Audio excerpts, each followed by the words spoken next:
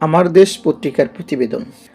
আওয়ামী সরকারের আইনশৃঙ্খলা বাহিনীর নির্মম নির্যাতনের মৃত্যুর মুখ থেকে ফিরে এসেছেন মুফতি জসিমউদ্দিন রহমানী। 2013 সালে ঈদ মৌসুমে নিজের বাড়ি থেকে 32 জন আত্মীয়স্বজন সহ গ্রেপ্তার হন তিনি। এরপর আনসারুল্লাহ বাংলা টিম নামের জঙ্গি সংগঠনের নেতা হিসাবে প্রতিষ্ঠিত করতে একের পর এক মামলা দিয়ে দীর্ঘ 2.5 মাস রিমান্ড সহ নানাভাবে নির্মম নির্যাতন চালায় র্যাব, ডিবি, সিটিটিসি বাহিনী। বিনা অপরাধে 11 বছর জেল খাটেন এই আলেম। একই নাটক প্রমাণ করতে তার ছোট ভাইকেও গ্রেফতার, নির্যাতনের এক পর্যায়ে মৃত্যুবরণ করেন তিনি। এইভাবে দীর্ঘ 11 বছর 16 দিন জেলের অন্ধকারে কাটিয়ে গণ অভ্যুত্থান পরবর্তী পরিস্থিতিতে গত বছরের 26শে আগস্ট মুক্তি পান এই আলেম। কিন্তু এখনও সেই নির্যাতনের সেই কষ্টে হাঁটাচলা সহ স্বাভাবিকভাবে জীবনযাপন করতে পারছেন না এই আলেম। দেশের অন্যতম ইসলামী চিন্তাবিদ, খতিব, ইমাম এবং বক্তা মুফতি জসিমউদ্দিন রহমানী বরগুনা সদর উপজেলার হিউলিবুনিয়া গ্রামে জন্মগ্রহণ করেন এই রহমানী। লেখাপড়া করেছেন দেশ বিদেশের শিক্ষা প্রতিষ্ঠানে। দেশের বিভিন্ন মাদ্রাসায় শেখুল হাদিস ও মুহাদ্দিস হিসেবে দায়িত্ব পালন করেছেন দীর্ঘদিন যাবৎ। এক পর্যায়ে নিজেই ধানমন্ডির বসিলা রোডে মারকাজুল উলুম আল ইসলামিয়া নামে একটি মাদ্রাসা ও মসজিদ প্রতিষ্ঠা করেন। সেখানেই দায়িত্ব পালন করতেন তিনি। এক পর্যায়ে আওয়ামী সরকারের রসানলে পড়েন এই আলেম। মূলত আওয়ামী সরকার এবং শেখ হাসিনা ইসলাম বিরোধী বিভিন্ন কর্মকাণ্ড এবং বক্তব্যের প্রতিবাদ করার কারণেই তাদের টার্গেটে পড়েন এই আলেম। আমার দেশকে সেসব নির্যাতনের বর্ণনা তুলে ধরে তিনি বলেন, 2013 সালের রোজার ঈদের নামাজ ঢাকায় পড়িয়ে বাড়িতে যান তিনি। গ্রামের সেই বাড়িতে তার ভাই ভাতিজা সহ আত্মীয়স্বজন সবাই মিলিত হন। সকাল 10টার দিকে কয়েকজন লোক সেখানে গিয়ে বলে যে আমরা নাকি পরের দিন হরতাল নাশকতার পরিকল্পনা করছি। আমরা অবাক হয়ে যাই। এক পর্যায়ে ছোট ছোট বাচ্চা সহ 33 জনকে সেখান থেকে বরগুনা থানায় নিয়ে যাওয়া হয়। পরে চরমোনাই পীরের একজন মুরিদকে তার সাথে পরিচিত লোকজন তাকে ছাড়িয়ে নেন। আমাদের 32 জনের বিরুদ্ধে 57 ধারায় মামলা দেওয়া হয়, সঙ্গে 92 ধারায় মামলা দেওয়া হয়। এ সময় 5 থানার পুলিশ এসে বাসা ঘিরে রাখে। তিনি বলেন, তাদের এই গ্রেফতারের পিছনে একজন পীরের মুরিদের হাত থাকতে পারে, কারণ ওই পীরের সঙ্গে তার দ্বন্দ্ব ছিল। স্থানীয় সাংবাদিক মোশাররফ ও এসবির আব্দুস সাত্তার মিলে এই নাটকে সহযোগিতা করেন। বিভিন্ন মিডিয়ায় লাইভ প্রচার করা হয়। বরগুনায় জলিল মাস্টারের বাড়ি থেকে মুফতি জসিমউদ্দিন রহমানী সহ 32 জন জঙ্গি গ্রেফতার। তখন বুঝতে পারলাম সাজানো একটা নাটকের মধ্যে পড়ে গেছি। বরগুনা থানার মামলায় আদালত 4 দিন রিমান্ড মঞ্জুর করলেও মুফতি জসিমউদ্দিন রহমানীকে নেওয়া হয় ঢাকার ডিবিতে। সেখানে কালো কাপড় দিয়ে তার চোখ বেঁধে ফেলা হয়। পরে নেওয়া হয় উত্তরায় র্যাব কার্যালয়। খাওয়া ঘুম নেই এমন অবস্থায় রাত 3টার দিকে জিজ্ঞাসাবাদ শুরু হয়। তিনি কোনো দল করেন কিনা এই ব্যাপারে জানতে চাওয়া হয়। তিনি বলেন, প্রথমে তাকে জামাত ইসলামের নেতা বানানোর চক্রান্ত করা হয়। তখন তিনি বলেন, জামাত তো ক্যাডার ভিত্তিক একটি সংগঠন, সেখানে যে কেউ ইচ্ছা করলেই নেতা হতে পারে না, জামাত করলে প্রমাণ দেখান। তারা বুঝলো যে জামাত বানানো যাবে না। তখন প্ল্যান প্রোগ্রাম করে আনসারুল্লাহ বাংলা টিম নামে নতুন একটি দল তৈরি করলো। আমি আদালতেও লিখিতভাবে চ্যালেঞ্জ করেছিলাম, আনসারুল্লাহ বাংলা টিম নামে বাংলাদেশে কোনো দল নেই। আমার অজান্তে যদি থেকেও থাকে তাহলে তার সাথে আমার কোনো সম্পর্ক নেই। তখন ব্লগার রাজীব হায়দার হত্যা মামলায় জড়ালো, প্রচার করলো যে আমি প্রধান আসামি। এরপর আসিফ মহিউদ্দিন নামে আরেক ব্লগারকে মামলায়ও জড়ানো হলো। এভাবে 5টি মামলা তৈরি করা হলো। এক এক মামলায় 14-15 দিন করে রিমান্ড নেওয়া হয়। 2 ধাপে 7 দিন 10 দিন করে প্রায় 2 মাস রিমান্ডে ছিলাম। রিমান্ডে রাত দিন ঘুমাতে দেওয়া হয় নাই। জিজ্ঞাসাবাদ কিছুই না, শুধু গল্প করে। তারা তো সব জানে।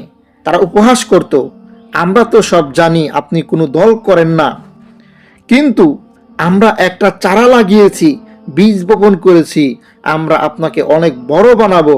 তারা আনসারুল্লাহ বাংলা টিম নামে একটি শীট তৈরি করে। তারা এ বিষয়ে আমার মুখ দিয়ে স্বীকার করাতে চেয়েছিল। আমি বলি যে এগুলো সাংগঠনিক পরিভাষা, আমি এই সংগঠন করি না, আমার জানা নেই। তিনি বলেন, আমার মনে হয়েছে তাদের পিছনে মৌলবীদের একটা দলও সহযোগিতা করেছে, যারা আমার গ্রেফতারের পিছনেও জড়িত ছিল। এসব খবর আবার পত্রিকায় প্রকাশ করে আমাকে দেখাতো যে আপনি একটা বড় দলের লিডার হয়ে গেছেন, আপনি আধ্যাত্মিক নেতা হয়ে গেছেন। আমি বুঝলাম এটার প্রতিষ্ঠাতা ছিল ডিবির মশিউর রহমান।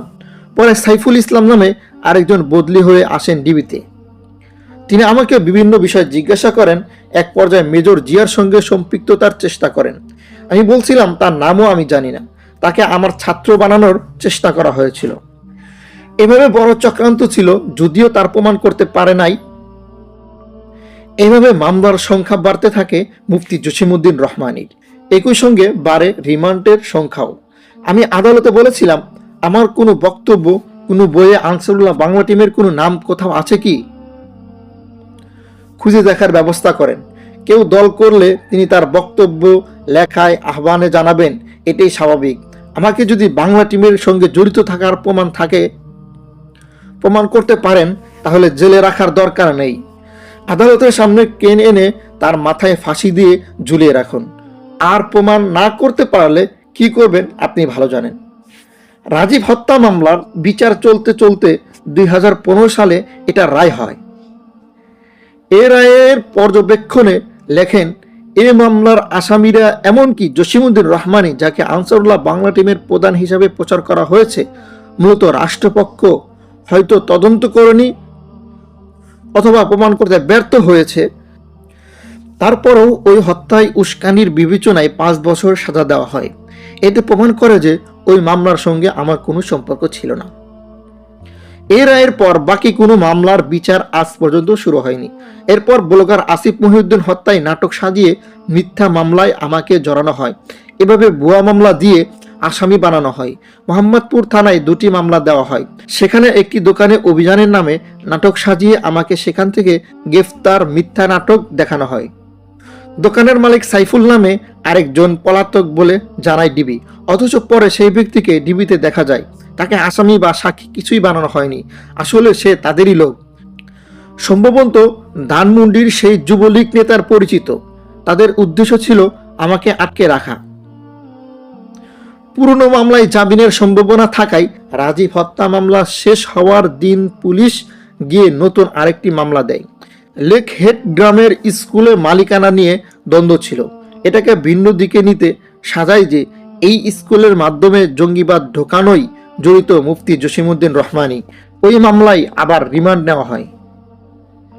মুফতি জসিমউদ্দিন রহমানী বলেন, আমার বংশে একমাত্র ছোট ভাই আবুল বাশার বরিশালের একটি মাদ্রাসায় প্রভাষক, গ্রেফতার হওয়া বাকি ছিল। নতুন বিয়ে করেছেন সে।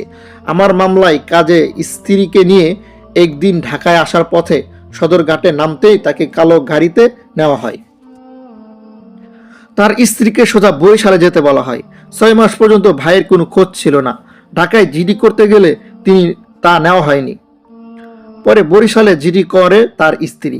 6 মাস ধরে নির্যাতন করে আনসারুল্লাহ বাংলা টিমের সঙ্গে তার ভাই রহমানীর সম্পৃক্ততার বিষয়ে জানার কথা স্বীকার করাতে চায়, কিন্তু তা স্বীকার না করায় তাকে পায়খানার রাস্তায় ডিম রড ঢুকে লিঙ্গের সঙ্গে 5 কেজির বাটখারা ঝুলিয়ে রাখা হয়। আমাকে সে কিছুই বলেনি। জেলখানার ডাক্তার এসব আমাকে বলেন।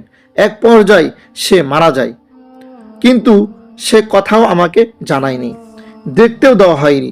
মিজান সাগর নামে একজন কর্মকর্তা দেখা করতে দেননি। 2 দিন পর এক কারারক্ষী পত্রিকা দিয়ে মৃত্যুর খবরটি পড়তে বলেন। এ কথা প্রসঙ্গে তিনি বলেন, বরগুনা জেলে ফাঁসির সেলে রাখা হয়, ডান্ডা বেড়ি পরিয়ে রাখা হয়, 7 মাস পর্যন্ত এভাবে রাখা হয়। বেড়ি টানতে টানতে আমার পা অবশ হয়ে যায়। বাইরের কোনো চিকিৎসা নেওয়া সুযোগ দেওয়া হয়নি। এভাবে 3 বছর পর্যন্ত পা ফুলে থাকে। 3 বছর পর পা শুকাতে থাকে, কিন্তু তখন পায়ের ক্যালসিয়াম সহ সবকিছু শুকাতে থাকে। এতে হাঁটা যায় না, পা অচলের মতো অবস্থা। এখন মুক্তির পর ঠিক তাই হয়েছে। হাঁটতে পারি না, চিকিৎসা নিতে হবে। ঢাকা কেন্দ্রীয় কারাগারেও ফাঁসির সেলে রাখা হয়। নির্যাতিত এই আলেম বলেন, দীর্ঘ 11 বছর পর সব মামলায় জামিন নিয়ে কাশিমপুর কারাগার থেকে বের হওয়ার সময় আবার আটক করে নিয়ে যায় সিটিটিসি। সেখানে গারদে রাখে। কয়েকদিন পর মোহাম্মদপুর নিয়ে নাটক সাজায়। সন্ত্রাস বিরোধী আইনে মামলা দেওয়া হয়। সেই মামলায়ও জামিন হলে তা আদালতে ইস্তে করা হয়। এক পর্যায়ে আশাহত হয়ে গিয়েছিলাম আমি, হয়তো আর বের হতে পারবো না। কিন্তু আল্লাহর ইচ্ছায় গণ অভ্যুত্থান পরবর্তী পরিস্থিতিতে গত 26শে আগস্ট মুক্তি পাই, আলহামদুলিল্লাহ।